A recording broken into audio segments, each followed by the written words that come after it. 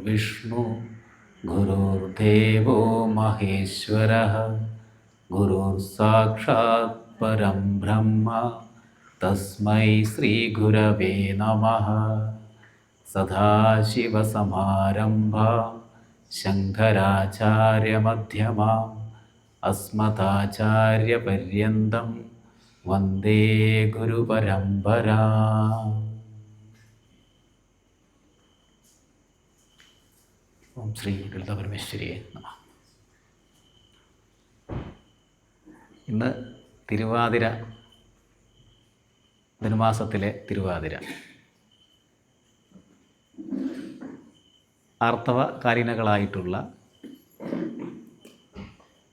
ഭർതൃമതികളായിട്ടുള്ള സ്ത്രീജനങ്ങൾ വളരെ പ്രാധാന്യത്തോടു കൂടി ആഘോഷിക്കുന്ന ശ്രീ പരമേശ്വരൻ്റെ ജന്മനാളാണ് തിരുവാതിര. ഈ തിരുവാതിര ആഘോഷത്തിൻ്റെ ഐതിഹ്യം നമുക്കെല്ലാം അറിയുന്നതാണ്. നമ്മളുടെ എല്ലാം തൊട്ടടുത്തുള്ള പ്രദേശമായിട്ടുള്ള കൊട്ടിയൂർ ദക്ഷയാഗം നടന്ന ഭൂമിയായി നമ്മൾ മാനിക്കുന്ന ആ കൊട്ടിയൂർ. അപ്പോൾ ഈ ദക്ഷയാഗ സമയത്ത് പ്രജാപതിക്ക്, ദക്ഷന്, ശ്രീ പരമേശ്വരൻ്റെ തന്നെ ബഹുമാനിക്കാത്തതിൻ്റെ പേരിൽ അനിഷ്ടമുണ്ടാവുകയും അനിഷ്ടം കാരണം സർവചരാചരങ്ങളെയും ക്ഷണിച്ചുകൊണ്ട് ഒരു യാഗം നടത്തി. പക്ഷേ ദേവന്മാരുടെ ദേവനായിട്ടുള്ള മഹാദേവനെ മാത്രം ആ ചടങ്ങിലേക്ക് ക്ഷണിച്ചില്ല. അപ്പോൾ അതുകൊണ്ട് തന്നെ മഹാദേവൻ അങ്ങോട്ടേക്ക് പോകുന്നില്ല. പക്ഷേ ദക്ഷപുത്രിയായിരിക്കുന്ന സതി അച്ഛൻ നടത്തുന്ന യാഗത്തിന് പോകണമെന്ന് നിർബന്ധം പിടിക്കുകയും അങ്ങനെ ദക്ഷയാഗത്തിൽ പുറപ്പെട്ട് അവിടെ വെച്ച് ഉണ്ടായിട്ടുള്ള അപമാനഭാരത്തിൽ ജീവത്യാഗം ചെയ്യുകയും ചെയ്തു. അങ്ങനെ ഭഗവാൻ ശ്രീ പരമേശ്വരൻ കലികൊണ്ട് ശിവഭൂതഗണങ്ങളോടൊപ്പം യാഗസ്ഥലത്തെ അടിച്ച് തകർക്കുകയും ദക്ഷന് ആട്ടിൻതല വെക്കുന്ന അവസ്ഥയിലേക്കൊക്കെ കാര്യങ്ങളെത്തി. ഇതൊക്കെ നമുക്കറിയുന്ന കാര്യങ്ങളാണ്. അപ്പോൾ സതി രണ്ടാമത് പർവ്വതരാജാവിൻ്റെ പുത്രി പാർവതിയായി ജനിക്കുകയും ആ പർവ്വതരാജാവിൻ്റെ പുത്രിയായി ജനിച്ച് ദീർഘകാലം നിൽക്കുമ്പോഴാണ് താരകാസുരൻ എന്നൊരു അസുരൻ ലോകം മുഴുവൻ നശിപ്പിക്കുന്നതിന് വേണ്ടിയുള്ള പ്രവർത്തനങ്ങൾ കാഴ്ചവെക്കുന്നത്.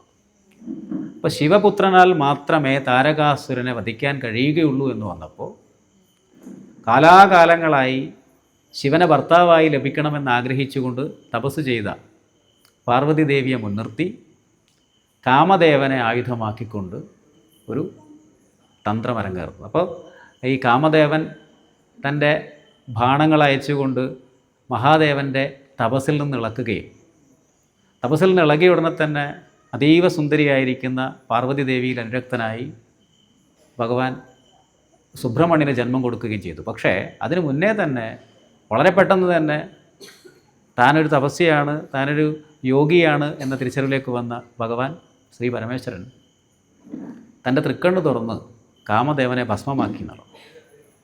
രണ്ടാമത് രതീദേവിയുടെ പ്രാർത്ഥന. ആ രതീദേവിയുടെ പ്രാർത്ഥന, ഈ കാമദേവൻ്റെ പകുതിയാണ് രതി, ശിവൻ്റെ പകുതിയാണ് പാർവതി, ബ്രഹ്മാവിൻ്റെ പകുതിയാണ് സരസ്വതി, വിഷ്ണുവിൻ്റെ പകുതിയാണ് ലക്ഷ്മി. അപ്പോൾ അവിടെയൊക്കെ തന്നെ നമുക്ക് ഒരു ഐക്യരൂപം കാണാം. അപ്പോൾ രതിയുടെ പ്രാർത്ഥന, വ്രതം, അതിനോടൊപ്പം മഹാദേവിയും പാർവതീദേവിയും വ്രതമിരുന്നു, പൂജകളുമായി പ്രാർത്ഥനകളുമായി തപസ്സിരുന്നു എന്നുള്ളതാണ്. അങ്ങനെ ആ കാമദേവന് വീണ്ടും പുനർജന്മം ലഭിച്ചതും ഈ പറഞ്ഞ തിരുവാതിര നാളിലാണത്രേ. അതേപോലെ തന്നെ മകൈരം നാൾ, ആ മകൈരം നാളിന് പ്രാധാന്യമുണ്ട്. സത്പുത്രന്മാർക്ക് വേണ്ടി മകൈരവും, അതുപോലെ തിരുവാതിര കഴിഞ്ഞ് വരുന്ന പുണർദം വ്രതം എടുക്കുകയാണെങ്കിൽ അത് സഹോദരങ്ങൾക്കും നല്ലതെന്നുള്ളതാണ് പ്രമാണം. അപ്പോൾ സത്പുത്രന്മാരുണ്ടാവുക, സത്പുത്രിമാരുണ്ടാവുക. അപ്പോൾ നമ്മളെ സംബന്ധിച്ച് നമ്മൾ മനസ്സുകൊണ്ട് ശരീരം കൊണ്ട് പൂർണ്ണമായി ഒരുങ്ങുന്നതിനുള്ള ശരിയായിട്ടുള്ള ഒരു ജീവിത പദ്ധതിയാണ് നമ്മളുടെ പൂർവ്വ ആചാര്യന്മാരായിട്ടുള്ള മഹത്തുക്കൾ നമുക്ക് വേണ്ടി നൽകിയിട്ടുള്ളത്. അപ്പോൾ തിരുവാതിര എന്ന ഈ മഹത്തായ ആചാര അനുഷ്ഠാന പദ്ധതി എങ്ങോട്ടേക്കാണ് ലക്ഷ്യം വെക്കുന്നത് എന്ന് ചോദിച്ചാൽ, കന്യകയായിട്ടുള്ള ഒരു പെൺകുട്ടി, ഇപ്പോൾ ഇവിടെ കുഞ്ഞു കുട്ടികളുമുണ്ട്, അതുപോലെ കല്യാണം കഴിക്കാത്ത കുട്ടികളുണ്ട്, ആളുകളുണ്ട്, കല്യാണം കഴിച്ചവരുണ്ട്. എല്ലാവരും പുരുഷനെ പോലെയല്ല സ്ത്രീ. സ്ത്രീ ഭാവനാശക്തി കൂടുതലുള്ളതാണ്. എന്തുകൊണ്ടാണ് സ്ത്രീക്ക് ഭാവനാശക്തി എന്ന് ചോദിച്ചാൽ, അവളാണ് കുഞ്ഞുങ്ങളെ ഉദരത്തിൽ പേറുന്നതും അവരെ സ്വന്തമായി വിടുന്നത് വരെയും സംരക്ഷിക്കേണ്ടതും. അപ്പോൾ അവൾക്ക് സാധാരണ ഒരു മനസ്സ് അല്ലെങ്കിൽ കേവല യുക്തിബോധമുള്ളൊരു മനസ്സ് പോരാ. അവൾ ഭാവനാശക്തിയുള്ളവളാണ്. ആ ഭാവനാശക്തി പ്രയോജനപ്പെടുത്തിക്കൊണ്ട് മുന്നോട്ട് പോകുന്നതിനുള്ള അവസരം കൂടി. അപ്പോൾ അവളുടെ ഭാവനാശക്തിയെ കൂടുതലായി ഉപയോഗപ്പെടുത്തുന്നതിനുള്ള അനുസൃതമായിട്ടുള്ള കാര്യങ്ങൾ നമുക്ക് തിരുവാതിരയിൽ കാണാൻ പറ്റും. അപ്പോൾ പറഞ്ഞു വന്നത്, ഒരു സ്ത്രീ അവൾ സങ്കല്പമുള്ളവളാണ്. അവളുടെ സങ്കല്പത്തിൽ എപ്പോഴും കുടുംബം എന്നുള്ളത് വലിയ പ്രാധാന്യമുണ്ട്. കുടുംബ ബന്ധങ്ങൾക്ക് കൂടുതൽ പ്രാധാന്യം കൽപ്പിക്കുന്ന സ്ത്രീയാണ്. അതുകൊണ്ടാണ് സ്ത്രീകളായിട്ടുള്ള ത്യാഗികളെ നമുക്ക് കാണാൻ പ്രയാസം. സ്ത്രീകളെപ്പോഴും കുടുംബവുമായി ബന്ധപ്പെട്ടിട്ടാണ് ഇരിക്കുക, അല്ലേ? നോക്കി നോക്ക്. മഹർഷിമാരോടൊപ്പം തന്നെ മഹർഷിണിമാരും ഉണ്ട്, യോഗിമാരോടൊപ്പം യോഗിനിമാരും ഉണ്ട്. പക്ഷെ എണ്ണം എടുക്കുകയാണെങ്കിൽ ആരായിരിക്കും കൂടുതലുണ്ടാവുക? പുരുഷനായിരിക്കും. പുരുഷന് ഇങ്ങനെ പറയും, സ്ത്രീയും പുരുഷനും തമ്മിലൊരു വ്യത്യാസം പറയുന്നത് എങ്ങനെയാണ്? സ്ത്രീ ആലോചിക്കാതെ പറയൂ അത്രേ. ഒരു സ്ത്രീക്ക് ദേഷ്യം വന്നു കഴിഞ്ഞാൽ അവൾ വായി തോന്നിയതെല്ലാം പറയും, ആലോചന ഇല്ലാതെ. പുരുഷൻ ആലോചിച്ചിട്ടേ പറയുള്ളൂ. പക്ഷേ സ്ത്രീ ആലോചിക്കാതെ പ്രവർത്തിക്കില്ല. എന്ത് കാര്യവും സ്ത്രീ ആലോചിച്ചേ പ്രവർത്തിക്കൂ. അതുകൊണ്ട് തന്നെ സ്ത്രീകൾക്ക് നഷ്ടം വരൽ കുറവാണ്. സ്ത്രീക്ക് കടം കൊടുത്ത പൈസ കിട്ടാനൊക്കെ കുറവായിരിക്കും. പക്ഷേ പുരുഷനതല്ല, ഇഷ്ടംപോലെ പൈസ കിട്ടാനുണ്ടാവും. അതുപോലെ തന്നെ ഏറ്റവും കൂടുതൽ ഈ കേസുകളിൽ, അടിപിടികളിൽ, പ്രശ്നങ്ങളിലൊക്കെ ചെന്നുകൂടുക പുരുഷനാണ്. കാരണം ഇവൻ ആലോചിച്ചിട്ടേ സംസാരിക്കുകയുള്ളൂ, പക്ഷേ ആലോചിക്കാതെ പ്രവർത്തിക്കും. ഇതാണ് സ്ത്രീയും പുരുഷനും തമ്മിലുള്ള ഏറ്റവും ലളിതമായിട്ടുള്ള ഒരു വ്യത്യാസം നമുക്ക് മനസ്സിലാക്കാനുള്ളത്. അപ്പോൾ ഈ ആലോചിക്കാതെ പറയുന്നവളെ ആലോചിച്ച് പറയുന്നവൻ നിയന്ത്രിക്കണം. ആലോചിക്കാതെ പ്രവർത്തിക്കുന്നവനെ ആലോചിച്ച് പ്രവർത്തിക്കുന്നവൾ സഹായിക്കണം. ഏതൊരു സ്ത്രീയുടെയും പുരുഷൻ്റെയും വിജയത്തിന് പിന്നിലൊരു സ്ത്രീ ഉണ്ടെന്ന് പറയുമല്ലോ, അതേപോലെ തന്നെ ഏതൊരു സ്ത്രീയുടെ വിജയത്തിന് മുന്നിലും ഒരു പുരുഷനും കൂടിയുണ്ട്. അപ്പോൾ പരസ്പരം ചേർന്നിടണം. അപ്പോൾ നമ്മൾ ശിവശക്തി ഐക്യരൂപിണ്യെ എന്ന് പറയുന്നുണ്ടല്ലോ, ആ ശിവശക്തികളുടെ ഐക്യമുണ്ടാകുമ്പോൾ മാത്രമാണ് ജീവിതത്തിൽ വിജയം ഉണ്ടാവുക. അർദ്ധനാരീശ്വര സങ്കല്പം നമുക്കെല്ലാവർക്കും അറിയാം. അപ്പോൾ ഈ പറയുന്നതെല്ലാം എങ്ങോട്ടാണ് ലക്ഷ്യം വെക്കുന്നത് വെച്ചാൽ, കുടുംബം എന്ന് പറയുന്ന ആ ഒരു പാലിക്കപ്പെടേണ്ടതായിരിക്കുന്ന ആ ഒരു സംവിധാനത്തിലേക്കാണ്. അപ്പോൾ നമ്മളുടെ കുടുംബജീവിതം ഭദ്രമാക്കുന്നതിന് നമ്മൾ മാതൃകയാക്കേണ്ടത് ആരെയാണെന്ന് ചോദിച്ചാൽ ഒറ്റ ഉത്തരവേ ഉള്ളൂ, ഏത് കുടുംബത്തെയായിരിക്കും? ഏത് കുടുംബത്തെയായിരിക്കും നമ്മളുടെ കുടുംബജീവിതത്തെ മനോഹരമാക്കുന്നതിന് വേണ്ടി സ്വീകരിക്കേണ്ടത്? ഏത് കുടുംബത്തെയായിരിക്കും? ശിവകുടുംബത്തെ. കാരണം ശിവകുടുംബത്തിലാണ് വൈവിധ്യങ്ങളുള്ളത്. കാരണം ഭൂമിയിലല്ല, ഈ കാണുന്ന ബ്രഹ്മത്തിലെ ഏറ്റവും സുന്ദരിയായ സ്ത്രീ ആരെന്ന് ചോദിച്ചാൽ ഒറ്റ ഉത്തരവേ ഉള്ളൂ, പാർവതി. ഏറ്റവും സുന്ദരനെന്ന് വെച്ചാൽ ശിവൻ തന്നെയാണ്. പക്ഷേ ശിവൻ അവൻ്റെ സൗന്ദര്യം സംരക്ഷിക്കുന്നതിന് വേണ്ടി എന്തെങ്കിലും കാര്യങ്ങൾ ചെയ്യുന്നത് നമ്മൾ കേട്ടിട്ടുണ്ടോ? നമ്മളെ പുരാണങ്ങളിലോ പ്രമാണങ്ങളിലോ നമ്മൾ കേട്ടിട്ടുണ്ടോ? എന്താ ശിവൻ്റെ പ്രത്യേകത? ശിവൻ ശ്മശാനവാസിയാണ്. കഴുത്തിൽ അണിഞ്ഞിരിക്കുന്നത് നാഗങ്ങളാണ്. ഉടുത്തിരിക്കുന്നത് മാൻതോലും പുതച്ചിരിക്കുന്നത് ആനത്തോലുമാണ്. അതുപോലെ പാറപ്പുറത്താണ് കിടക്കുന്നത്. ഇത്തരത്തിലുള്ള ശിവനെയാണ് അതീവ സുന്ദരിയായിരിക്കുന്ന, പട്ടുവസ്ത്രം മാത്രം ധരിക്കുന്ന, കമനീയമായിട്ടുള്ള രത്നാഭരണങ്ങൾ മാത്രം അണിയുന്ന, അത്രമാത്രം മനോഹരമായ കുറിക്കൂട്ടുകൾ ഉപയോഗിക്കുന്ന, സുഗന്ധമുള്ള പാർവതി പരിണയിച്ചതും. പക്ഷേ ശിവനും പാർവതിയും തമ്മിൽ എവിടെയും പ്രശ്നങ്ങളുണ്ടായിട്ടുള്ളതായി നമ്മൾ കേട്ടിട്ടില്ല. നമ്മൾ എവിടെ നിന്നാണ് കേട്ടിട്ടുണ്ടാവുക? പുരാണങ്ങളിൽ നിന്നായിരിക്കും, അല്ലെങ്കിൽ ഇല്ലേ, ശിവ പുരാണത്തിൽ നിന്നായിരിക്കും കേൾക്കേണ്ടത്. പക്ഷെ നമുക്ക് അവിടെയൊന്നും ഇത് കേൾക്കാൻ പറ്റില്ല. ഓക്കെ. പിന്നെ അവർക്കുണ്ടായ മക്കളാരൊക്കെ എല്ലാവർക്കും അറിയുന്ന കാര്യങ്ങൾ തന്നെയാണ്. ആരാ? സുബ്രഹ്മണ്യൻ്റെ പ്രത്യേകത എന്ത്? സുബ്രഹ്മണ്യന് 6 മുഖങ്ങളുണ്ട്. നമ്മളുടെ വേദത്തിന് 6 അംഗങ്ങളുണ്ട്. അപ്പോൾ വേദത്തെ പൂർണ്ണമായും ഗ്രഹിച്ചവനാണ് സുബ്രഹ്മണ്യൻ. അതുപോലെ മറ്റൊരാളാര്, വിഘ്നേശ്വരനാണ്, ഗണപതി. അപ്പോൾ ആ കുടുംബത്തിലേക്ക് നമ്മൾ നോക്കുമ്പോൾ മഹാദേവിയുടെ വാഹനമായിരിക്കുന്നത് സിംഹം, മഹാദേവൻ്റെ വാഹനമായിരിക്കുന്നത് കാള. സിംഹത്തിന് ഏറ്റവും ഇഷ്ടമുള്ള രുചിയുള്ള ഭക്ഷണമാണ് തൻ്റെ മുമ്പിലിരിക്കുന്ന കാള. അതേപോലെ തന്നെ സുബ്രഹ്മണ്യൻ്റെ വാഹനമായിരിക്കുന്ന മയിലിന് ഏറ്റവും ഇഷ്ടമുള്ള ഭക്ഷണമാണ് പാമ്പ്. പാമ്പിന് ഏറ്റവും ഇഷ്ടമുള്ള ഭക്ഷണമാണ് വിഘ്നേശ്വരൻ്റെ വാഹനമായിരിക്കുന്ന എലി. അല്ലേ? അങ്ങനെ എല്ലാ പ്രകാരത്തിലും പ്രശ്നങ്ങളും പ്രതിസന്ധികളും ഉടലെടുക്കാവുന്നതായിട്ടുള്ള താല്പര്യങ്ങളോട് കൂടിയിട്ടുള്ള ഒരു കുടുംബമാണ് അത്. പക്ഷേ അവിടെ പരസ്പര ഐക്യത്തിൻ്റെതായിട്ടുള്ള സംഗീതമാണ് ഒഴുകിക്കൊണ്ടിരിക്കുന്നത്. അപ്പോൾ അതിൻ്റെ കാരണം എന്തായിരിക്കും? എന്തുകൊണ്ടായിരിക്കും? നമുക്ക് തന്നെ ഇപ്പോൾ എന്താ പറയുക, നമ്മളെ കുടുംബത്തിലേക്കൊക്കെ നോക്കുകയാണെങ്കിൽ ഭർത്താവിന് ഇഷ്ടപ്പെടുന്ന ഒരു കാര്യം ചിലപ്പോൾ ഭാര്യയ്ക്ക് ഇഷ്ടപ്പെടില്ല. അതിൻ്റെ പേരിൽ പിണക്കങ്ങളാവും, പ്രശ്നങ്ങളാവും. ചിലപ്പം രണ്ട് പേര് രണ്ട് വീട്ടുകളിലേക്ക് പോകേണ്ടതായിട്ടുള്ള അവസ്ഥകൾ പോലും വരും. അല്ല, മക്കൾ തമ്മിലുള്ള പ്രശ്നങ്ങൾ, അതിൻ്റെ പേരിൽ അച്ഛനും അമ്മയും തമ്മിലുള്ള വഴക്കുകൾ. പക്ഷേ ഇവിടെ കുടുംബത്തിൽ മക്കൾ തമ്മിൽ പ്രശ്നമില്ല, ഭർത്താവും ഭാര്യയും തമ്മിൽ പ്രശ്നങ്ങളില്ല. ആ ഒരു കുടുംബ മാതൃകയിലേക്ക് നമ്മൾ പോകണം എന്നുള്ളതാണ്. അതിനെന്താ വേണ്ടതെന്ന് വെച്ചാൽ പരസ്പര ബഹുമാനം ഉണ്ടാവണം എന്നുള്ളതാണ്. നമ്മൾ ഈ പരസ്പര ബഹുമാനം എന്നുള്ളത് മറ്റൊരു വ്യക്തിയെ പൂർണ്ണമായും ഉൾക്കൊണ്ട് അവരുടെ ഗുണഗണങ്ങളെ മനസ്സിലാക്കി കഴിയുമ്പോൾ ഉണ്ടാകുന്നതാണ് റെസ്പെക്റ്റ്. ആ റെസ്പെക്റ്റഡ് ആയിട്ടുള്ള ഫാമിലിയാണ് നമ്മളുടെ ശിവകുടുംബം. ആരാണോ തിരുത്തേണ്ടത് അവർ തിരുത്താൻ തയ്യാറാകുന്ന വിനയമുള്ള കുടുംബം. അതുപോലെ ഒരു സ്ത്രീയെ സംബന്ധിച്ച് അവൾക്ക് ഏറ്റവും കൂടുതൽ വേണ്ടത് പരിഗണനയാണ്. അവളെ തഴുകുകയാണ്, തലോടുകയാണ്, അവളെ കേൾക്കുകയാണ്, അവളെ അംഗീകരിക്കുകയാണ്. അല്ലേ? ഒരു പുരുഷൻ എന്താ വേണ്ടതെന്നറിയോ? എന്താ വേണ്ടത്? എന്ത് വേണം പുരുഷന്? ഒരു പുരുഷനെ നിങ്ങൾക്ക് നിങ്ങളുടെ ഇച്ഛാനുസരണം ചലിപ്പിക്കണമെങ്കിൽ എന്തു വേണം? സ്നേഹം. ഓക്കെ, സ്നേഹം ഒരു പൊതുവായിട്ടുള്ള കാര്യം. അല്ലാതെ എന്ത് വേണം? പുരുഷന് പ്രോത്സാഹനം കിട്ടണം. പുരുഷന് പ്രോത്സാഹനം കിട്ടണം. അതുപോലെ അംഗീകാരം കിട്ടണം. ഏതെങ്കിലും ഒരു സ്ത്രീ തൻ്റെ ഭർത്താവിനെ മറ്റൊരാളുകളുടെ മുമ്പിൽ വെച്ച് അവൻ്റെ ശാരീരികമോ അവൻ്റെ സാമ്പത്തികമോ അവൻ്റെ ബുദ്ധിപരമോ ആയിട്ടുള്ള ഏതെങ്കിലും കാര്യങ്ങളെക്കുറിച്ച് ഒരല്പം താഴ്ത്തി പറഞ്ഞാൽ അതോടെ അവസാനിക്കും അവൻ്റെ മുഴുവൻ പ്രവർത്തനത്തിൻ്റെയും മികവ്. എന്നാലൊരു സ്ത്രീ തൻ്റെ ഭർത്താവിനെക്കുറിച്ച് നല്ലത് പറഞ്ഞില്ലെങ്കിൽ പോലും മിണ്ടാതിരുന്നാൽ തന്നെ പകുതി പ്രശ്നത്തോട് തീരും.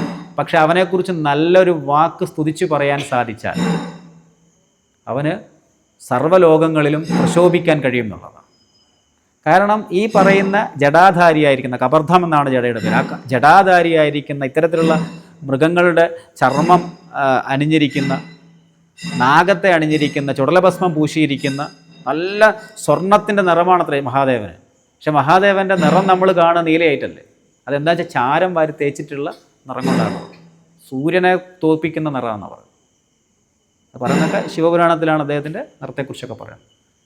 അപ്പം അത്തരത്തിലുള്ള ഒരാളെ ഇത്രമാത്രം പ്രകാശിപ്പിച്ചത് ആരാന്ന് ചോദിച്ചാൽ പാർവതി ദേവിയാണ്. അത്തരത്തിലുള്ള പാർവതി ദേവിമാരായിട്ട് നമ്മൾ മാറിക്കഴിഞ്ഞാൽ, കാരണം ഒരു സ്ത്രീ ചിലപ്പോൾ അവളുടെ ഭർത്താവിനെ കുറ്റം പറയും. പക്ഷെ നിങ്ങളുടെ ആരുടെയെങ്കിലും ഭർത്താവിനെ വേറൊരാൾ കുറ്റം പറഞ്ഞ് നിങ്ങൾ സഹിക്കുമോ? നിങ്ങളുടെ ഭർത്താവിനെ വേറെ ഏതെങ്കിലും ഒരാൾ കുറ്റം പറഞ്ഞാൽ സഹിക്കുമോ? ഇല്ല. നിങ്ങൾ ചിലപ്പോൾ കുറ്റം പറയുമായിരിക്കും, നിങ്ങളുടെ പേഴ്സണൽ ടൈമിലൊക്കെ ചിലപ്പോൾ കുറ്റം പറയുമായിരിക്കും. ഇനി ആരെങ്കിലും പരസ്യമായിട്ട് മക്കളുടെ മുമ്പെന്നോ അല്ലെങ്കിൽ വേറെ ആൾക്കാരുടെ മുമ്പെന്നോ ഒക്കെ ഭർത്താവിനെ കുറ്റം പറയുന്ന പരിപാടി ഉണ്ടെങ്കിൽ ഇന്ന് മുതൽ നിർത്തുക. കുറ്റം പറഞ്ഞതുകൊണ്ട് നിങ്ങളുടെ ഭർത്താവ് നന്നാവാൻ വേണ്ടി പോകുന്നില്ല. നന്നാവണമെങ്കിൽ നിങ്ങളുടെ പേഴ്സണൽ ടൈമിൽ പറയാം. അത് എങ്ങനെ പറയണമെന്ന് വെച്ചിട്ടുണ്ടെങ്കിൽ പാർവതി ദേവി മഹാദേവനോട് എപ്രകാരം പറഞ്ഞോ അപ്രകാരം പറയണം. ഈ രാമായണം നമുക്ക് ആരാ ആദ്യം പറഞ്ഞതെന്നറിയോ? പാർവതി ദേവി ഭഗവാന്റെ മടിത്തട്ടിൽ ഇരുന്നു കൊണ്ടാണ് ഭഗവാനോട് പറയുന്നത്,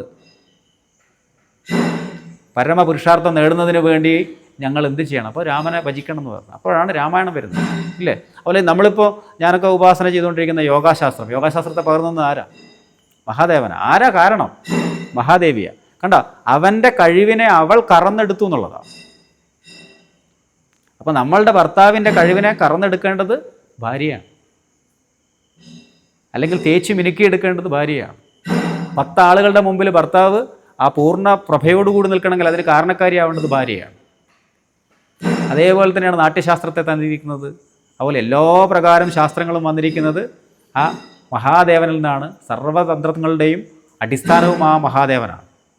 ആ മഹാദേവനെ പോലൊരു ഭർത്താവിനെ സ്വീകരിക്കുന്നതിന് വേണ്ടിയാണ് കന്യകമാർ തപസ്സിരിക്കുന്നത്. അതുപോലെ നെടുമാംഗല്യത്തിന് വേണ്ടിയാണ് വ്രതമാചരിക്കുന്നത്. തപസ്സല്ല, വ്രതമാചരിക്കുന്നത്. അപ്പോൾ ഇപ്പോൾ മരിച്ചിട്ടുള്ള ഭർത്താവ് മരിച്ച ആളുകളുണ്ടാവും.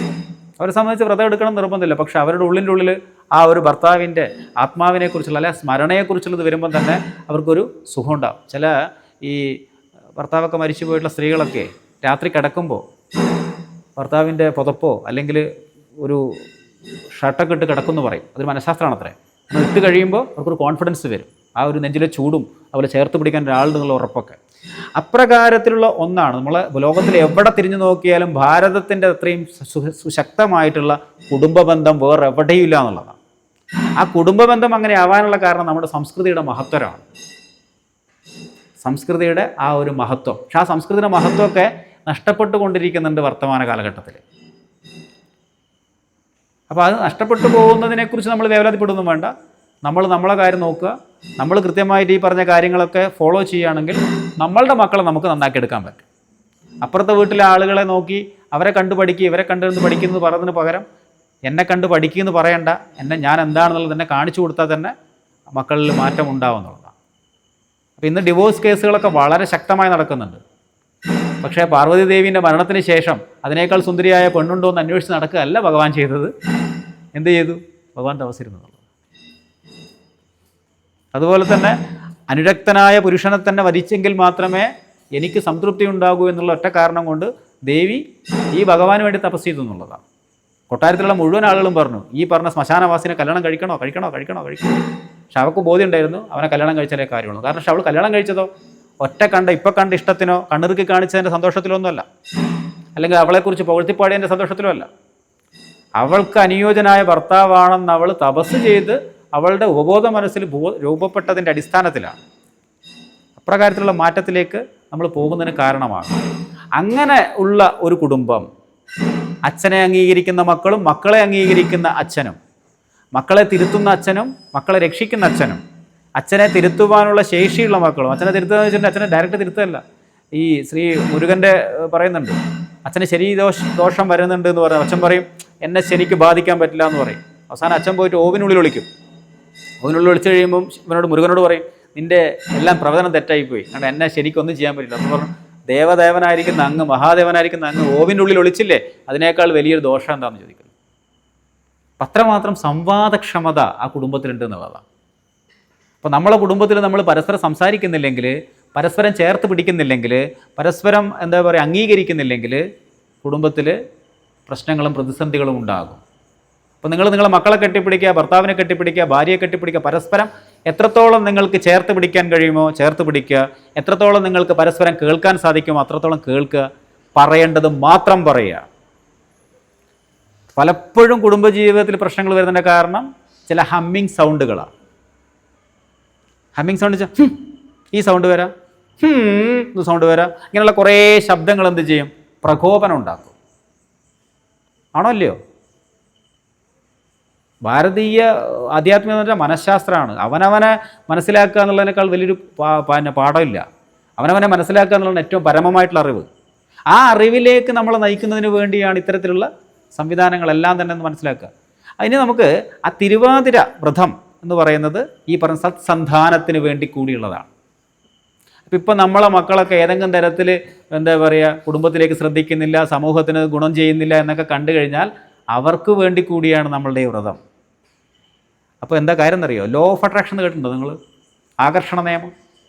ഈ ആകർഷണ നിയമം എന്ന് പറയുന്ന ആ ഒരു സങ്കേതത്തെ ഉപയോഗിച്ചുകൊണ്ടാണ് പണ്ട് ഉള്ള അസുരന്മാർ മുഴുവൻ വരപ്രാപ്തി നേടിയത്. മനുഷ്യരും വരപ്രാപ്തി നേടിയത് അങ്ങനെയാണ്, ആകർഷണ നിയമം. ഇന്ന് ആകർഷണ നിയമം നമ്മളുടെ ഇന്ത്യക്ക് പുറത്തുള്ള അല്ലെങ്കിൽ ഭാരതത്തിന് പുറത്തുള്ള ആളുകൾ കൃത്യമായി മനസ്സിലാക്കുകയും അവരത് പ്രയോജനപ്പെടുത്തുകയും അവരുടെ ജീവിത വിജയത്തിന് ഉപയോഗപ്പെടുത്തുകയും ചെയ്യുന്നുണ്ട്. പക്ഷേ നമ്മുടെ പൂർവികർ, അതായത് എൻ്റെ അച്ഛൻ സമ്പാദിക്കുന്ന ആർക്ക് വേണ്ടിയിട്ടാണ്? എനിക്ക് വേണ്ടിയിട്ടാണ്. പക്ഷെ ഞാനത് മൈൻഡാക്കുന്നില്ല.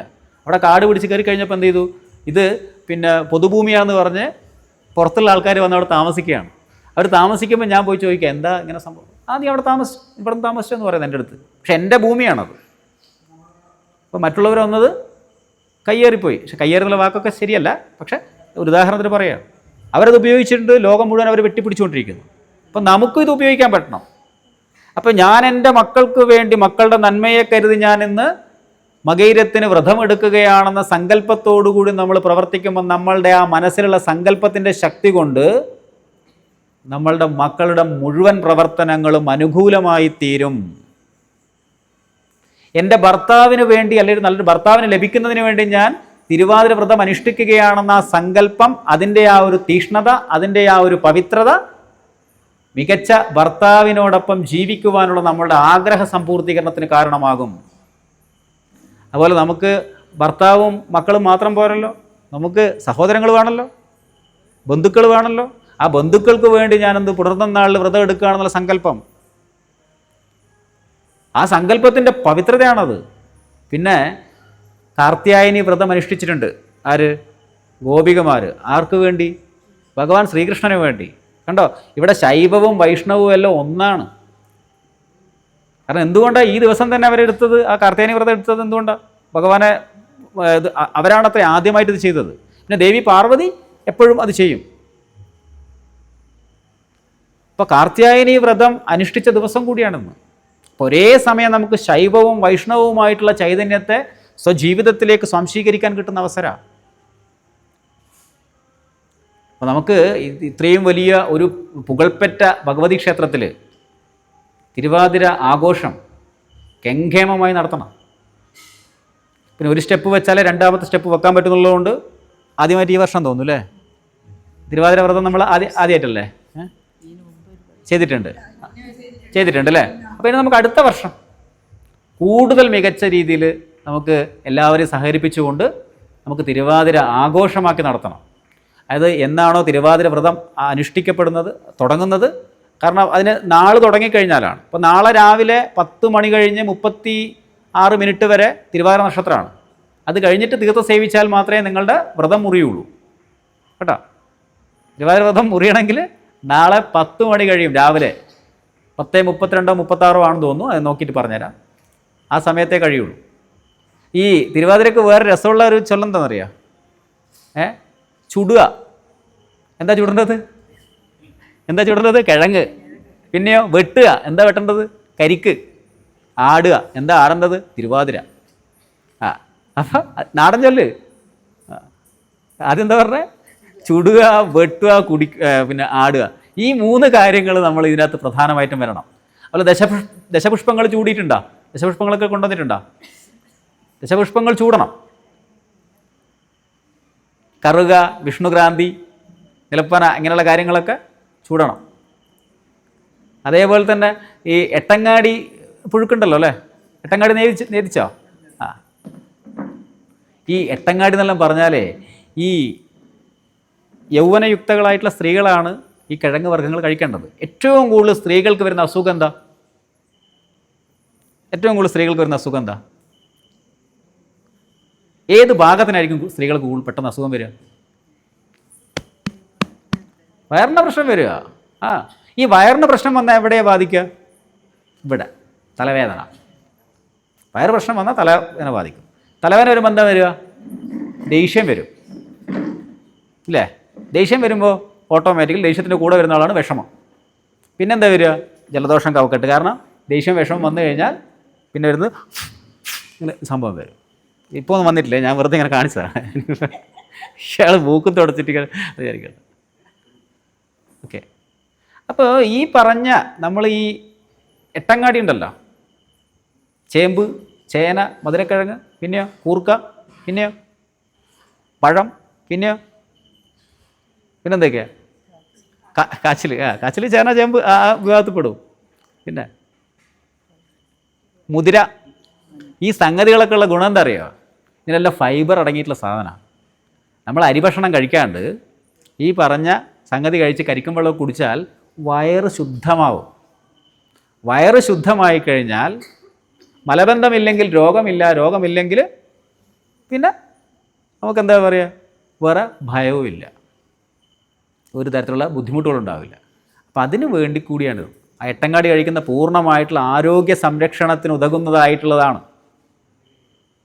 അപ്പോൾ നമ്മൾ മുമ്പിലേക്ക് ഈ പറഞ്ഞ ഒരു തിരുവാതിര വ്രതം നിഷ്കർഷിച്ച പൂർവ്വ ആചാര്യന്മാർ ശ്രദ്ധിച്ചെന്തൊക്കെയാണ്? നമ്മളുടെ ആരോഗ്യത്തെ വിചാരിച്ചു, അതുപോലെ നമ്മളുടെ സങ്കല്പത്തെ വിചാരിച്ചു. അങ്ങനെ സങ്കല്പിക്കുന്ന സമയത്ത് ഇന്ന് നിങ്ങൾ ഭർത്താവിനെ കാണുമ്പോൾ എങ്ങനെയാണ് കണ്ടിട്ടുണ്ടാവുക? എങ്ങനെയാണ് നിങ്ങൾ ഭർത്താവിനെന്ന് കണ്ടത്? എങ്ങനെയാണ് കണ്ടത്? മഹാദേവനെ പോലെ കാണണം. മഹാദേവനെ പോലെ കാണാണ്ട് നിങ്ങൾക്ക് ഒരു പണിയൊന്നുമില്ല മനുഷ്യൻ ചോദിച്ചിട്ട് ഇവിടെ വന്നിട്ട് അയ്യോ എന്നിട്ട് കാര്യമില്ല. ഇന്ന് നിങ്ങൾ 100% മഹാദേവനെ പോലെ കണ്ടെങ്കിൽ മാത്രമേ ഈ വ്രതം പൂർണ്ണമാവും. കാരണം എല്ലാത്തിൻ്റെ അടിസ്ഥാന സങ്കല്പമാണ്. ഇപ്പം ഞാൻ മുമ്പിലിരിക്കുന്ന ഈ ഒരു ആളെ എൻ്റെ അമ്മയായിട്ട് കണ്ടു കഴിഞ്ഞാൽ ഇത് പിന്നെ എനിക്ക് എൻ്റെ മുമ്പിൽ നിൽക്കുന്ന അമ്മ തന്നെയാണ് അല്ലേ? എൻ്റെ സങ്കല്പം കൊണ്ടല്ലേ? ആണല്ലോ. അപ്രകാരത്തിൽ സങ്കല്പിക്കാൻ പറ്റണം. കാരണം മറ്റുള്ള ധർമ്മങ്ങളെല്ലാം പഠിപ്പിക്കും. മറ്റുള്ള ധർമ്മങ്ങളെന്നോ അല്ല റിലീജിയനെന്നോ മതമൊക്കെ പറഞ്ഞിട്ടുണ്ടെങ്കിൽ അതും തന്നെ ഈശ്വരീയതയിലേക്ക് ഉയരുന്നതിന് വേണ്ടിയുള്ളതല്ല. പക്ഷേ ഭാരതം പഠിപ്പിക്കുന്ന ഈശ്വരീയതയിലേക്ക് ഉയരുന്നതിന് വേണ്ടിയിട്ടാണ്. അപ്പോൾ നമ്മൾ പാർവതിയാവണം. പാർവതിക്ക് എത്രമാത്രം ഭക്തി തൻ്റെ പതിയിലുണ്ടായിരുന്നു അത്രമാത്രം ഭക്തി നമുക്ക് നമ്മളുടെ പതിയിലുണ്ടാവണം. പതി എത്ര ദേഷ്യക്കാരനാണെങ്കിലും. ശിവനാര ക്ഷിപ്രഗോപിയും ക്ഷിപ്രപ്രസാദിയും, ദുർവാസാവ് മഹർഷിയും മഹാദേവനും അല്ലേ? ക്ഷിപ്രഗോപി. അപ്പം ക്ഷിപ്രഗോപിയാണ്, ക്ഷിപ്രപ്രസാദിയാണ്. പെട്ടെന്ന് പ്രസാദിക്കുകയും ചെയ്യും, പെട്ടെന്ന് കോപിക്കുകയും ചെയ്യും. പക്ഷേ ഇതൊന്നും അല്ല അവൾ നോക്കിയത് അല്ലേ? പാർവതി അമ്മ നോക്കിയത് അതല്ല, ആ ചൈതന്യത്തെ, തത്വത്തെയാണ് നോക്കിയത്. ആ പദവിക്ക് പ്രാധാന്യം കൽപ്പിക്കണം. അപ്പം നമ്മൾ തന്നെയാണത്. അപ്പോൾ ഭർത്താവിന് എന്തെങ്കിലും ദോഷമുണ്ട് അതിൻ്റെ കാരണക്കാർ നമ്മൾ തന്നെയാണ്. അപ്പോൾ ഭർത്താക്കന്മാർ ഇവിടെ 2-3 ആൾക്കാരൊക്കെ ഉള്ളൂ. ഞാനും ഉദ്യോഗവും പിന്നെ ഇത് പരിപാടി ഇല്ലാത്തതുകൊണ്ട് നമുക്ക് ആ പ്രശ്നമില്ല, കുറച്ച് ഭർത്താക്കന്മാർ. അപ്പോൾ എന്ത് ചെയ്യണമെന്ന് വെച്ചാൽ അവൾക്ക് എന്തെങ്കിലും പ്രശ്നമുണ്ടെങ്കിൽ കാരണക്കാരൻ ഇവൻ തന്നെയാണ്. അത് അംഗീകരിക്കണം, ഉൾക്കൊള്ളണം. അപ്പോൾ ആ പ്രശ്നപരിഹാരത്തിനുള്ള ആ ഒരു മനോഭാവത്തെ കൂടി നമുക്കിവിടെ കൊണ്ടുവരണം. അപ്പോൾ എട്ടങ്ങാടി കഴിച്ച് തിരുവാതിര കളിച്ച് അതുപോലെ ദശപുഷ്പങ്ങൾ ചൂടി, പാതിരാപുഷ്പങ്ങളെന്ന് പറയും, പാതിരാപുഷ്പങ്ങൾ ചൂടി നമ്മൾ ശരിയായ വിധത്തിൽ മുന്നോട്ട് പോകുമ്പോൾ നമ്മളുടെ കുടുംബ ജീവിതത്തിൽ വന്നിട്ടുള്ള എല്ലാ താളപ്പിഴകളും ഇല്ലാതാവും എന്നുള്ളത് സത്യമായിത്തീരും. അത് സത്യമാണോ അല്ലയോ എന്ന് പരീക്ഷിക്കേണ്ടത് അപ്പുറത്തെ വീട്ടിലെ ആൾക്കാരെ നോക്കിയിട്ടല്ല, നമ്മൾ നമ്മളെ കാര്യം വെച്ച് നോക്കിയിട്ടാണ്. പിന്നെ ഇന്നലെ വരെ എന്തായിരുന്നു എന്നതിനൊരു പ്രാധാന്യമില്ല. ഇത്ര നേരം ഞാൻ നല്ല രസകരമായിട്ട് നിങ്ങളുടെ അടുത്ത് വളരെ മാന്യമായ സ്നേഹത്തോടെ സംസാരിച്ചു. ഇനി അടുത്ത നിമിഷം പോലും ഞാൻ ഇവിടുന്ന് തെറി വിളിക്കുകയാണെങ്കിലോ നിങ്ങൾ എന്താ ചെയ്യാനാ? മോശപ്പെട്ട വാക്കുകൾ ഉച്ചരിക്കുകയാണ്, എന്താ ചെയ്യുക? എന്ത് ചെയ്യും? ഇരിക്കുന്ന കസേര എടുക്കൂലേ? ആണോ അല്ലയോ?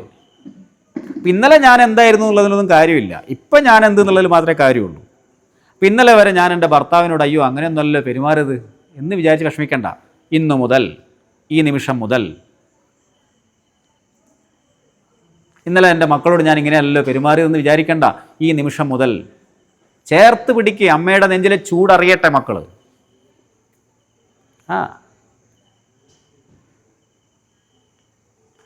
ഈ കൗൺസിലിങ്ങിനൊക്കെ പോകുന്ന സമയത്തെ നമ്മളല്ല, വലിയ വലിയ കൗൺസിലേഴ്സിൻ്റെ അടുത്തൊക്കെ പോകുമ്പോൾ അവരൊക്കെ അനുഭവങ്ങൾ പറയുന്നത് ഇങ്ങനെ കേൾക്കാം. ഒരു 10, 13, 14 വയസ്സാകുന്ന സമയത്ത് ഇല്ലത്ത് നിന്ന് ഇറങ്ങുകയും ചെയ്തു, അമ്മാത്തൊട്ട് എത്തിയിട്ടില്ല എന്നുള്ളൊരു അവസ്ഥയിലേക്ക് എത്തും കുട്ടികൾ. അവർക്ക് വലിയ വലിയ ചിന്തകളും വരും, വലിയ വലിയ നാവൊക്കെ വരും. ആ സമയത്ത് എന്ത് വെച്ചിട്ടുണ്ടെങ്കിൽ അവരോട് പറയും നീ അടങ്ങിയിരിക്കുന്ന ഈ കുട്ടിയല്ലെന്ന് പറയും. എന്നാൽ കുട്ടികളുടെ കൂടെ പോയിട്ട് അവർ കളിക്കാൻ പറ്റും, അതുമില്ല. അങ്ങനത്തെ ഒരു പ്രത്യേക അവസ്ഥയിലൂടെ കടന്നു പോകും. ആ സമയത്താണ് അവർക്ക് ഏറ്റവും കൂടുതൽ സംശയം ഉണ്ടാവുക, ഏറ്റവും കൂടുതൽ ദേഷ്യം വരും. നിങ്ങൾ നോക്കി നോക്ക്, ഒരു 10ാം ക്ലാസ് മുതൽ +2 വരെയുള്ള ആൺകുട്ടികളും പെൺകുട്ടികളും അവർക്ക് എന്തൊരു ദേഷ്യമായിരിക്കും. അവർ കണ്ണാടിൻ്റെ മുമ്പിൽ 1 മണിക്കൂർ 1.5 മണിക്കൂറൊക്കെ നിന്ന് ഒരുങ്ങും. അതുപോലെ പെട്ടെന്ന് ദേഷ്യം വരും, പെട്ടെന്ന് വിഷമം വരും, പെട്ടെന്ന് പൊട്ടിത്തെറിക്കും. അതുപോലെ മുതിർന്നവരെ കാണുമ്പോൾ എഴുന്നേക്കണം എന്ന് പറഞ്ഞാൽ വേറെ പണിയൊന്നുമില്ലെന്ന് ചോദിക്കും. അതുപോലെ എല്ലാ കാര്യത്തിലും ഒരു പ്രത്യേക ഒരു അവസ്ഥയായിരിക്കും. ശരിക്കും പറഞ്ഞാൽ അത് സ്ത്രീകളായ നിങ്ങൾക്ക് മനസ്സിലാവും, പുരുഷന്മാരെ നമുക്കത് മനസ്സിലാവില്ല. കാരണം നമ്മളൊക്കെ അനുഭവിച്ച് വന്നാണെങ്കിൽ ഇപ്പോൾ മനസ്സിലാവില്ല. കാരണം ഈ ആർത്തവമാകുന്നതിൻ്റെ ഒരു 3-4 ദിവസം മുമ്പ് സ്ത്രീകളിലെല്ലാം ഇത്തരത്തിലുള്ള മാറ്റങ്ങളുണ്ടാവും. ഞാൻ പറയുന്നത് നമ്മളതിനെക്കുറിച്ച് വളരെ ചുരുങ്ങിയ രീതിയിൽ പഠിച്ചതുകൊണ്ട് പറയുക, ഉണ്ടാവാറില്ലേ. പിന്നെ നമ്മളെ സെൻറ്ററിലേക്ക് വരുന്ന സ്ത്രീകളും ചില സമയത്തൊക്കെ സംസാരിക്കുന്ന സമയത്ത് ഇങ്ങനെ പറയും, ആ ഒരു ടൈം ആകുമ്പോഴത്തേന് ഭയങ്കര വേദനയും വിഷമമാണ്, അപ്പോൾ നമുക്ക് ദേഷ്യം വരും, വിഷമം വരും. ഒക്കെ ഇല്ലേ? ഈ ഒരു ശരിക്കും പറഞ്ഞാൽ ഈ ഒരു 15 മുതൽ 18, 19 വയസ്സ് വരെയുള്ള കാലഘട്ടത്തിൽ നമ്മളടക്കം അനുഭവിച്ചൊരു കാര്യമാണിത്. യഥാർത്ഥത്തിൽ കാണാൻ പറ്റാത്തൊരവസ്ഥ നമുക്കുണ്ടാവും. വേറൊരു ലോകത്തേക്ക് പോകും. ആ സമയത്താണ് ഏറ്റവും കൂടുതൽ ചേർത്ത് പിടിക്കൽ വേണ്ടത്. ആ സമയത്ത് നിങ്ങളെ മക്കളെ കൂടെ കിടത്താൻ തയ്യാറാവണം. ആ സമയത്ത് നമ്മളെ മക്കളെ നമ്മൾ നെഞ്ചിലോട് ചേർത്ത് പിടിക്കാൻ തയ്യാറാവണം. അല്ലാണ്ട് ചെറിയ കുട്ടികളെ നമ്മൾ ലാലോലിച്ചൊന്നും കാര്യമില്ല, അത് കഴിഞ്ഞു. ഈ സമയത്തുള്ള കാര്യത്തിലേക്ക് നമ്മൾ പോകണം. അങ്ങനെ നമ്മൾ ചെയ്യുകയാണെങ്കിൽ വേറൊരു സ്പർശസുഖത്തിനോ വേറൊരു കൈബലത്തിനോ കരുത്തിനോ ഒന്നും തന്നെ നമ്മളെ മക്കൾ പോകേണ്ടതായിട്ട് വരില്ല എന്നുള്ളത് ഇത് സൈക്കോളജിസ്റ്റുകൾ പറയുന്നതാണ്, അല്ലാണ്ട് ഞാൻ എൻ്റെ വാക്കൊന്നും പറയുന്നതല്ല. അപ്പം അത്തരത്തിലുള്ള ഒരു രീതിയിലേക്ക് നമ്മൾ പോകണം. അപ്പോൾ തിരുവാതിര വ്രതം എന്ന് പറയുന്നത് ശരിക്കും പറഞ്ഞാൽ ശക്തമായ കുടുംബജീവിതത്തിന് വേണ്ടിയാണ്. ശക്തമായ കുടുംബജീവിതം, സുന്ദരമായ കുടുംബജീവിതം ഉണ്ടാകുമ്പോൾ സാമൂഹിക ജീവിതം ഭദ്രമാകും. പിന്നെ രണ്ടാമത്, മക്കളെ കേൾക്കാൻ തയ്യാറാവണം. അച്ഛൻ കേട്ടില്ലെങ്കിലും കുഴപ്പമില്ല, അമ്മ കേൾക്കണം. മക്കളെ കേൾക്കാൻ തയ്യാറാണോ? കേൾക്കാറുണ്ടോ നിങ്ങൾ? ഇപ്പോൾ 75 വയസ്സുള്ള ഒരു മകനും ഒരു 90 വയസ്സുള്ള അമ്മയാണെന്ന് വിചാരിക്കുക. പഴയ കാലത്ത് 15 വയസ്സിൽ 14 വയസ്സിൽ കല്യാണം കഴിച്ച് 15 വയസ്സിൽ പ്രസവിച്ചു വിചാരിക്കുക. പക്ഷേ ആ അമ്മയ്ക്ക് എപ്പോഴും അത് മകൻ തന്നെയായിരിക്കും, അല്ലേ? കുഞ്ഞായിരിക്കും. അതുപോലെ കണക്കാക്കിയിട്ട് നിങ്ങൾക്ക് എത്ര വയസ്സുള്ള മക്കളെയും കേൾക്കാൻ തയ്യാറാകും. മക്കൾ കേൾക്കണമെങ്കിൽ ഒറ്റ കാര്യമുള്ളൂ, എന്താ പറയുക? പെറുപിറ പറയുന്നത് നിർത്തുക. പെറുപിറ പറയുന്നതിന് നിർത്തുക. എന്നിട്ട് എന്ത് ചെയ്യുക? കാര്യങ്ങൾ ഗൗരവമായിട്ട് പറയാനും കേൾക്കാനും തയ്യാറാവുക. അങ്ങനെ കാര്യങ്ങൾ ഗൗരവമായിട്ട് പറയാനും കേൾക്കാനും തയ്യാറാവണമെങ്കിൽ എന്ത് വേണമെന്നറിയോ? എന്ത് വേണം? ആരോഗ്യം ഉണ്ടാവണം. ആരോഗ്യം ഉണ്ടാവണം എന്ത് വേണം? നമ്മൾ നിത്യജീവിതത്തിലെ അനുഷ്ഠാനങ്ങൾ ശരിയായി നിർത്തിയാൽ മതി. നിത്യജീവിത അനുഷ്ഠാനങ്ങൾ ഇപ്പോൾ നിങ്ങൾ പിന്നെ അസുഖമുള്ളവർക്കാരല്ല, അല്ലെങ്കിൽ താല്പര്യമുള്ളവരോടല്ല, അല്ലാത്ത ആൾക്കാർ ഇപ്പോൾ യോഗക്കൊന്നും പോകാൻ ബുദ്ധിമുട്ട്, ജിമ്മിനൊന്നും പോകാൻ പറ്റില്ല, ഓടാനൊന്നും പോകാൻ പറ്റില്ല, അങ്ങനെയൊക്കെയുള്ള ആൾക്കാരുണ്ടാവുമല്ലോ. അധികം ആൾക്കാർ അങ്ങനെയായിരിക്കും. അവരൊറ്റ കാര്യം ചെയ്താൽ മതി. നമ്മളെ ദിവസം നമ്മളെ കുടുംബത്തിലേക്ക് ചെയ്യേണ്ട കാര്യങ്ങൾ കൃത്യമായിട്ട് ചെയ്താൽ മതി. പൂർണ്ണ ആരോഗ്യത്തോടെ 120 വയസ്സ് വരെ ജീവിക്കാൻ പറ്റും. ഇവിടെ ഇപ്പോൾ 3 കൂടുതൽ മക്കളുള്ള ആരെങ്കിലും അമ്മമാരുണ്ടോ? പഴയ അമ്മമാരല്ല, ഇപ്പോൾ 3 കൂടുതൽ മക്കളുള്ള ആരെങ്കിലും അമ്മമാരുണ്ടോ? ഉണ്ടോ അമ്മ? അമ്മക്ക് എത്ര മക്കളാ? എത്ര മക്കളാ? ഒറ്റ കുട്ടിയാ? ഇവിടെ 4. പിന്നെ അതിൽ കൂടുതൽ മക്കൾ ആരെങ്കിലും ഉണ്ടോ? എത്രയാ? അത് 4. ടീച്ചർക്ക് 4 മക്കൾ. പണ്ട് 10, 11, 12 മക്കളെ പ്രസവിച്ച അമ്മൂമ്മമാരൊക്കെ ഒരു 90, 99 ഇല്ല 110 വയസ്സിലൊക്കെ ജീവിച്ചിട്ടുണ്ട്. പക്ഷേ ഇപ്പോൾ 3 മക്കളൊന്നും ഇല്ല ആൾക്കാരില്ല, 2 മക്കളൊക്കെ ഉള്ള ആൾക്കാരേ ഉള്ളൂ. പക്ഷേ ആരോഗ്യത്തോടെയാണ് ജീവിക്കുന്നത്. ആയുർദൈർഘ്യമൊക്കെ കൂടിയിട്ടുണ്ട്. ആയുർദൈർഘ്യം കൂടിയില്ല എന്ന് പറയാൻ പറ്റില്ല. പക്ഷേ ഡയബറ്റിക് ആയിട്ടുള്ള ആളുകളല്ലേ ഭൂരിപക്ഷം ഉള്ളത്? ആണോ അല്ലയോ? അതുപോലെ മുട്ടിൻ്റെ, ഇപ്പോൾ എൻ്റെ അമ്മയടക്കം, എൻ്റെ അമ്മക്ക് ഇപ്പോൾ ഒരു 60-62 വയസ്സുണ്ടാവും. അപ്പോൾ എൻ്റെ മുട്ടിപ്പോൾ ഇവരെ പോലെ പിന്നെ ഇപ്പോൾ മാറ്റി വെക്കേണ്ട ശസ്ത്രക്രിയയിലേക്ക് വരുന്ന. അപ്പോൾ അത്തരത്തിൽ ആരോഗ്യ പ്രശ്നങ്ങൾക്ക് വരാനുള്ള കാരണം ഇത് തന്നെയാണ്. കൃത്യമായിട്ട് നമ്മളുടെ ആ ആചാരാനുഷ്ഠാന പദ്ധതികളിൽ നമ്മൾ മാറിപ്പോയി. നമ്മൾ ആചാരാനുഷ്ഠാന പദ്ധതികളെല്ലാം കൃത്യമായിട്ടുള്ള വ്യായാമ പദ്ധതി കൂടിയാണ്. രാവിലെ 5 മണിക്ക് മുമ്പ് എഴുന്നേൽക്കുന്ന അത്ര പേരുണ്ട്? Very good. 5 മണിക്ക് മുമ്പ് എഴുന്നേൽക്കുന്ന 2 പേരാണ് ഉള്ളത്. ആ ടൈമിൽ എഴുന്നേൽക്കുക എന്നുള്ളത് ശരിക്കും പറഞ്ഞാൽ സൗന്ദര്യ സംരക്ഷണത്തിനും ആരോഗ്യപരമായിട്ടുള്ള ഉത്തമമായിട്ടുള്ള ഒരു പദ്ധതിയായിട്ടാണ്. 5 മണിക്ക് മുമ്പ് നിങ്ങൾ എഴുന്നേൽക്കുക. എഴുന്നേറ്റ് കഴിഞ്ഞാൽ ആദ്യം ചെയ്യുന്ന കാര്യം എന്തായിരുന്നു പണ്ടത്തെ കാലത്ത്? മുറ്റടിച്ച് വാരുക. എന്തിനാ മുറ്റടിച്ച് വാരുന്നത് ആ സമയത്ത്? നോക്ക് മുറ്റടിച്ച് വാരുന്നത് കൃത്യമായിട്ടുള്ള എക്സസൈസ് അല്ലേ? രണ്ടാമത് നമ്മൾ നിലത്ത് ചെരുപ്പിട്ടിരുന്നല്ലോ അടിച്ചു വാരുക. ഇപ്പോഴല്ലേ ചെരുപ്പൊക്കെ ആയത്. അപ്പോൾ കാലിലേക്കുള്ള ആ പ്രഷർ പോയിൻറ്റ്സ് ഒക്കെ ആക്റ്റീവ് ആവുന്നു. രണ്ടാമത് മുറ്റടിച്ച് വാരുന്ന സമയത്ത് നമ്മളുടെ നെഞ്ച്, വയറ് ഇത്യാദി കാര്യങ്ങളൊക്കെ കൃത്യമായിട്ടുള്ള പ്രവർത്തനത്തിലേക്ക് വരുന്നു. അതിനുശേഷം നമ്മൾ എന്ത് ചെയ്യും? ചാണകം തളിക്കും, അല്ലേ? മുറ്റടിച്ചിട്ടില്ല ചാണകം തളിക്കുക. ഈ ചാണകത്തിൻ്റെ ആ പേര് വരാനുള്ള കാരണം എന്താണെന്നറിയോ? കേട്ടിട്ടുണ്ടോ? എന്താ? കേട്ടിട്ടില്ല. ചാണകം എന്ന് വെച്ചാൽ ഒരു ചാണകത്തിൻ്റെ ഒരു തുള്ളി. ഇപ്പോഴത്തെ നമ്മളെ വീട്ടിലൊക്കെ ഉള്ള പശുവിൻ്റെ അല്ല പറയുന്നത്. പഴയ നാടൻ പശുവിൻ്റെ ചാണകത്തിന് ഒരു തുള്ളി ചാണകം വീണെടുത്തുനിന്ന് ഒരു വൃത്തത്തിൽ സറൗണ്ട്സിൽ ഒരു ക്ഷുദ്രകീടം പോലും വരില്ല. അത്രമാത്രം ശുദ്ധമാവുകയാണപ്പോൾ ആ ഭാഗത്തേക്ക് ചാണകം തളിക്കും. ചാണകം തളിച്ച് ശുദ്ധിയാക്കി എന്ന് പറയുന്നില്ലേ, അതിൻ്റെ കാരണം അതാണ്. ചാണകം തളിച്ചാൽ അത്രമാത്രം ശുദ്ധിയാവും. അപ്പോൾ രാവിലെ തന്നെ എഴുന്നേറ്റ്, ജീവജാലങ്ങളെല്ലാം ഉറങ്ങിക്കിടക്കുന്ന സമയത്ത് എഴുന്നേറ്റ് നമ്മളുടെ ശരീരത്തിന് വേണ്ട വ്യായാമം കൊടുത്തു. അതിനുശേഷം നമ്മൾ എന്ത് ചെയ്യണം? പല്ല് തേച്ച് കുളിക്കുന്നു. ദിവസവും കുളിക്കുന്ന ആൾക്കാരല്ല എല്ലാവരും. ദിവസവും കുളിക്കുന്ന ആളുകൾ നന്നായി തേച്ചൊരച്ച് കുളിക്കാറുണ്ടോ? ഉണ്ടാവും. ആ കുളി ഈ പറഞ്ഞ ആരോഗ്യ സംരക്ഷണത്തിന് ഏറ്റവും ഉത്തമമായിട്ടുള്ള കാര്യമാണ്. പക്ഷെ ഇന്നത്തെ കാലത്തെ ഈ റീൽസിലൊക്കെ നമ്മൾ ശ്രദ്ധിക്കുമ്പോൾ കാണുന്നതാണ് ഏറ്റവും കൂടുതൽ കുളി കുറവുള്ളത്. ഈ ഒരു സർവേ നടത്തിയിട്ട് പറഞ്ഞതാണ്, സത്യമൊന്നും എനിക്കറിയില്ല, എല്ലാ കാര്യം നമുക്ക് അറിയുന്ന കാര്യമൊന്നുമല്ല, ഇതൊക്കെ ഇതിൽ വരുന്ന ഡാറ്റകളാണ്. ഏറ്റവും കുറവ് കുളിക്കുന്ന പെൺകുട്ടികളാണ് അത്രേ. മുടീൻ്റെ സ്റ്റൈല് പോകുമെന്ന് പറഞ്ഞിട്ട് കുളിക്കാതിരിക്കുന്നതിൽ ഭൂരിപക്ഷവും പെൺകുട്ടികളാണ് അത്രേ. ഇന്നത്തെ കാലത്ത് ആൺകുട്ടികളെ സംബന്ധിച്ചും കുളിക്കുക എന്നുള്ള വലിയ ഇമ്പോർട്ടൻ്റ് ആയിട്ടുള്ള ഘടകം അല്ല എന്നാണ് പറയുന്നത്. കുളി അത്ര വലിയ സംഭവമൊന്നുമല്ല. കുളിക്കാതിരിക്കുമ്പോൾ സംഭവിക്കുന്നത് നമ്മളുടെ ഈ സർക്കുലേഷൻ ലെവൽ കുറയും. നമ്മൾ വ്യായാമം ചെയ്തുകൊണ്ടൊന്നും കാര്യമില്ല, നമുക്ക് ഒഴിച്ചിൽ കിട്ടണം. കാരണം ഈ സ്കിന്നിൻ്റെ പുറത്തുള്ള സാധനത്തിന് എന്ത് വ്യായാമം കൊണ്ട് ഉറപ്പാൻ പറ്റുക? സ്പർശം കൊടുക്കണം. അപ്പോൾ ആ സ്പർശത്തിന് പ്രാധാന്യം അവിടെ ഉണ്ട്. അപ്പോൾ അത് കഴിഞ്ഞാൽ കുളി കഴിഞ്ഞതിന് ശേഷം നമ്മളെന്ത് ചെയ്യും? നമ്മൾ വീട്ടിലെ ജോലികളൊക്കെ ചെയ്യും. പണ്ട് കാലത്ത് നമുക്ക് ചെയ്യാൻ ഒരുപാട് ജോലികളുണ്ട്. ഇന്നത്തെ കാലത്ത് അത്ര ജോലികളൊന്നുമില്ല. പക്ഷേ ഇവിടെ നമുക്ക് ആ കുടുംബജീവിതത്തിൻ്റെ ഭദ്രത കാണാൻ പറ്റും. ഇത്തരത്തിൽ പ്രവർത്തിക്കുന്ന ഒരു സ്ത്രീ പൂജാമുറിയിലേക്ക് പോയി കഴിയുമ്പോൾ, പൂജാമുറിയിൽ എത്തിക്കഴിഞ്ഞാൽ ഭർത്താവിന് വേണ്ടി പ്രാർത്ഥിക്കുമല്ലോ. പ്രാർത്ഥിക്കുമ്പോൾ നമ്മൾ നേരത്തെ പറഞ്ഞ കാര്യത്തിൽ ലോ ഓഫ് അട്രാക്ഷൻ. സമ്പൽ സമൃദ്ധിക്ക് വേണ്ടി അവൾ പ്രാർത്ഥിക്കും, ആയുരാരോഗ്യ സൗഖ്യത്തിന് വേണ്ടി അവൾ പ്രാർത്ഥിക്കും, ഭർത്താവിന് വേണ്ടി പ്രത്യേകം പ്രാർത്ഥിക്കും, മക്കൾക്ക് വേണ്ടി പ്രത്യേകം പ്രാർത്ഥിക്കും. അപ്പോൾ അവിടെ സംഭവിക്കുന്ന ലോ ഓഫ് അട്രാക്ഷനാണ്. പ്രാർത്ഥനയൊക്കെ എപ്പോഴും നമ്മളെ അട്രാക്റ്റ് ചെയ്യും, പോസിറ്റിവിറ്റി അട്രാക്റ്റ് ചെയ്യും. അത് സംഭവിക്കും. രാവിലെ കുളിച്ചിട്ടില്ല, പല്ല് തേച്ചിട്ടില്ല, ആരെങ്കിലും പൂജാമുറി കയറുമോ? ഇല്ല. മക്കളെ പറഞ്ഞു വിടണം. അതിന് വേണ്ടി എന്ത് ചെയ്യും? ചടപടാന്നാക്കും. ചടപടാന്നാക്കുമ്പോൾ എന്താവും? പകുതി കാര്യങ്ങൾ തെറ്റിപ്പോവും. കൈൻ്റെ ഇടയ്ക്ക് അപ്പോൾ ചീനച്ചട്ടി തട്ടിയിട്ട് കൈൻ്റെ ഇവിടെ ഒരു വലിയ പാടുണ്ടാകും. നമ്മളെ ക്ലാസ്സിലൊക്കെ വരുന്ന ആൾക്കാർ ചിലർക്ക് യോഗയൊക്കെ ചെയ്യുമ്പോൾ കാണാം, ഇവിടെ ഒരു വെട്ട് ഇവിടെ ഇപ്പുറത്തൊരു വെട്ട്. അപ്പോൾ ഇവർക്ക് ടാറ്റു ചെയ്യേണ്ട ആവശ്യമൊന്നുമില്ല. കാരണം അവിടെ തന്നെ ഒരുപാട് ഡിസൈൻസ് വന്നിട്ടുണ്ടാകും. കാരണം തിരക്കുണ്ടാകും സംഭവം. ശ്രദ്ധയില്ലായ്മ കൊണ്ടല്ലേ സംഭവിക്കുന്നത്, അല്ലേ? അപ്പോൾ രാവിലെ എഴുന്നേറ്റ് ഈ പറഞ്ഞ കാര്യങ്ങളൊക്കെ ചെയ്തിട്ട് വരുവാണെങ്കിലോ, കുളിയൊക്കെ കഴിഞ്ഞിട്ടാണ് അടുക്കളയിൽ കയറുന്നതെങ്കിലോ ഒന്നും പ്രശ്നം വരില്ല. പ്രശ്നമില്ലാത്തതുകൊണ്ട് എന്തുണ്ടാവും? മക്കളെടുത്ത് പോകുമ്പോൾ ഇങ്ങനെ കൗസല്യ സുപ്രജ രാമ പൂർവ സന്ധ്യ പ്രവർത്തത എന്ന് പറഞ്ഞ് വിളിക്കും. ഇല്ലേ? ഇല്ലെങ്കിൽ അങ്ങനെ വിളിക്കും. ഇല്ലെങ്കിൽ എങ്ങനെയാണ് മക്കളെ വിളിക്കുക? അയ്യോ യെസ് ഇല്ലേ? അങ്ങനെ വരുന്ന സമയത്ത് ലോ ഓഫ് അട്രാക്ഷൻ വർക്ക് ചെയ്തു. ഈ പറഞ്ഞ മക്കളുടെ അടുത്തേക്ക് പോയി, ഭർത്താവിൻ്റെ അടുത്തേക്ക് പോകുമ്പോൾ ഈ പോസിറ്റിവിറ്റി ഉണ്ടാവുക. അപ്പോൾ ഐശ്വര്യവതിയായ ഭാര്യയെ കാണുമ്പോൾ, സന്തോഷവതിയായ ഭാര്യയെ കാണുമ്പോൾ, ഉന്മേഷവതിയായ ഭാര്യയെ കാണുമ്പോൾ, ഉത്സാഹവതിയായ ഭാര്യയെ കാണുമ്പോൾ ഓട്ടോമാറ്റിക്കലി ഭർത്താവ് ഉണർന്ന് പ്രവർത്തിക്കും. ചീമീട് പിടിച്ച ഭാര്യയെ കാണുമ്പോൾ എന്താ പറയുക, ഈ ഇങ്ങനെ എന്തോ ഒരു കോലത്തിലുള്ള ആരെ കാണുന്ന സമയത്ത് നമുക്ക് എന്തുണ്ടാവുക? നമ്മളുടെ ഉള്ള സന്തോഷം കൂടി പോകും, ഇല്ലേ?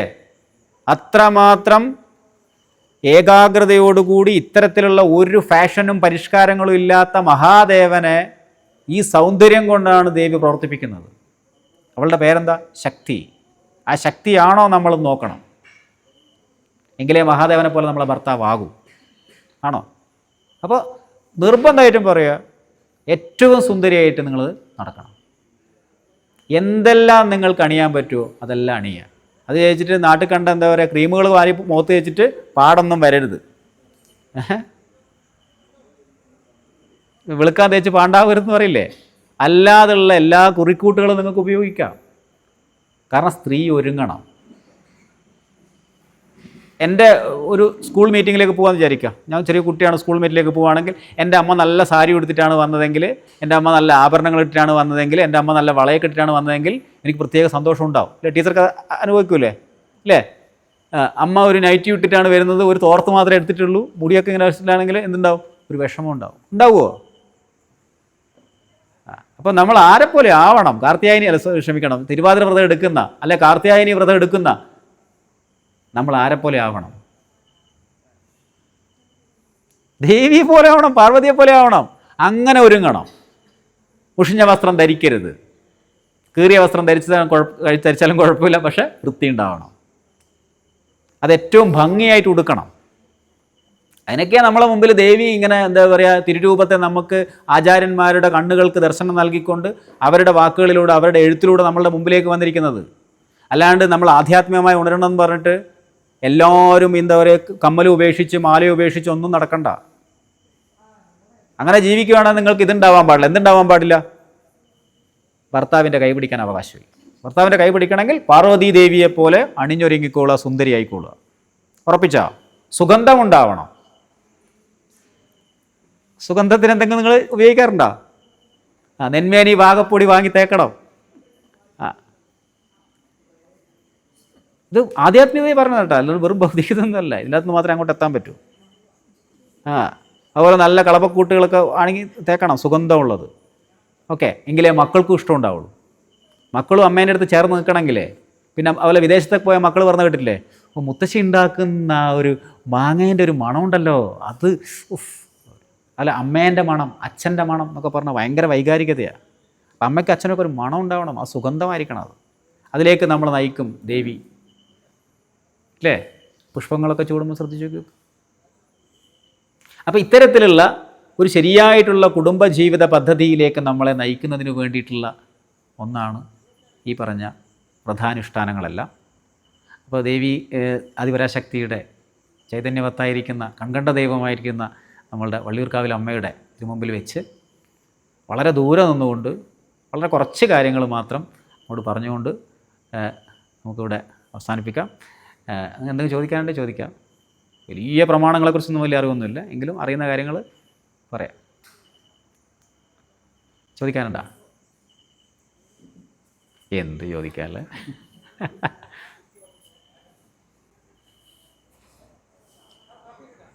മക്കൾക്ക് വേണ്ടി ഏത് നാളാണെന്ന് അറിയാലോ അല്ലേ? ഏത് നാളിലാണ് മക്കൾക്ക് വേണ്ടി വ്രതം? ഉണർന്ന നാളിൽ ആർക്ക് വേണ്ടി? സഹോദരന്മാർക്ക് വേണ്ടി, അതായത് നമ്മളെ ബന്ധുബലത്തിന് വേണ്ടിയിട്ട്. അപ്പോൾ ബന്ധുബലം ഉണ്ടാവട്ടെ, നല്ല മക്കൾ നാടിൻ്റെ നട്ടെല്ലായി തീരട്ടെ. നിങ്ങളുടെ പതിയോടൊപ്പം നിങ്ങൾക്ക് ഭഗവാൻ അനുഗ്രഹിച്ച അത്രയും കാലത്തോളം സർവ്വവിധ ഐശ്വര്യങ്ങളോടെ സർവാഭീഷ്ടങ്ങളും സാധിച്ചുകൊണ്ട് സമ്പൽ സമൃദ്ധമായി ജീവിക്കാൻ സാധിക്കട്ടെ. അതുപോലെ സമഭാവന ഉണ്ടാവട്ടെ. പിന്നെ കേവല സൗന്ദര്യത്തിൻ്റെ പേരിൽ ഒരിക്കലും നമ്മളെ പ്രകൃതി ഇണക്കിച്ചേർത്ത ആളുകളെ തള്ളിപ്പറയാതിരിക്കട്ടെ.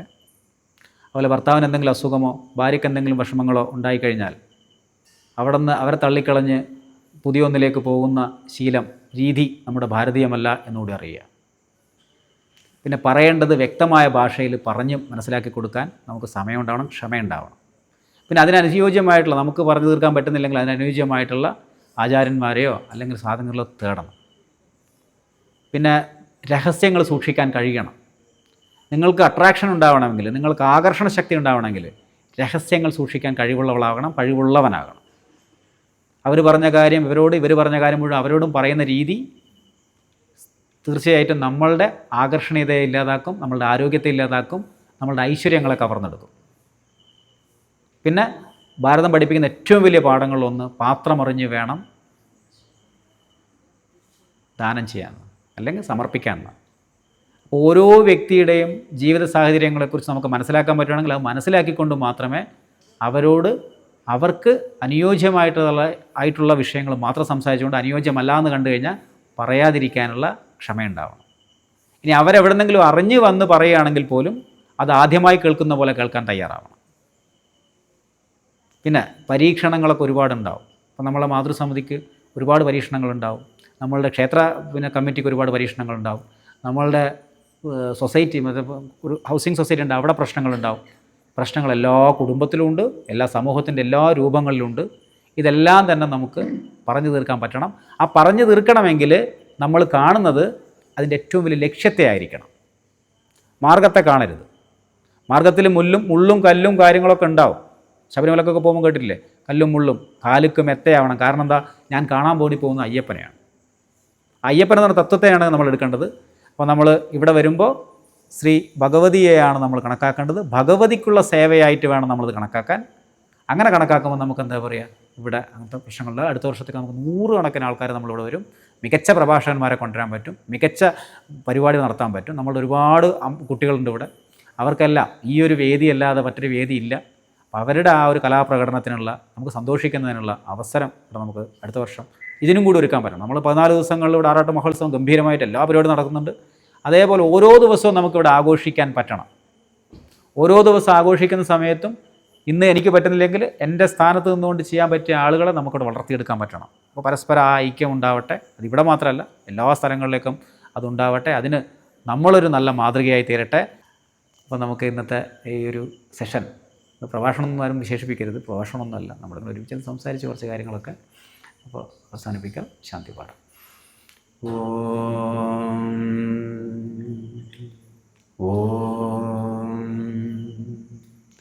ഓം സർവേ ഭവന്തു സുഖിനഃ, സർവേ സന്തു നിരാമയ, സർവേ ഭദ്രാണി പശ്യന്തു, മാ കശ്ചിത് ദുഃഖഭാഗ് ഭവേത്. ഓം ശാന്തി ശാന്തി ശാന്തി. ഓം ശ്രീ ഗുരുഭ്യോ നമഃ. നന്ദി, നമസ്തേ. നമുക്ക് മുഖ്യ പ്രഭാഷണം അങ്ങനെ പറയരുതെന്ന് പറഞ്ഞിട്ടുണ്ട്. എന്നാലും നമുക്കത് വലിയൊരു അറിവ് തന്നെയാണ്. അപ്പം നമുക്ക് അറിവ് പകരാൻ ഇവിടെ എത്തിച്ചേർന്ന നമ്മുടെ പ്രവീൺ മാഷിനും, പിന്നെ ഇതെല്ലാം സാഹൂതം കേട്ടിരുന്ന നമ്മുടെ മതസമിതി അംഗങ്ങൾക്കും മറ്റ് അമ്മമാർക്കും സഹോദരിമാർക്കും എല്ലാം എല്ലാ കാര്യങ്ങളും മനസ്സിലായി എന്ന് വിശ്വസിക്കുന്നു. പിന്നെ ഇത്ര നേരം അദ്ദേഹത്തെ സഹിച്ച നമുക്ക് വളരെ ലളിതമായും രസകരമായും കാര്യങ്ങൾ പറഞ്ഞ് മനസ്സിലാക്കി തന്ന പ്രവീൺ മാഷിന് ആദ്യമായി എൻ്റെ പേരിലും നമ്മുടെ മാതൃസമിതിയുടെ പേരിലും മറ്റ് അംഗങ്ങളുടെ എല്ലാവരുടെ പേരിലും നന്ദി രേഖപ്പെടുത്തുന്നു.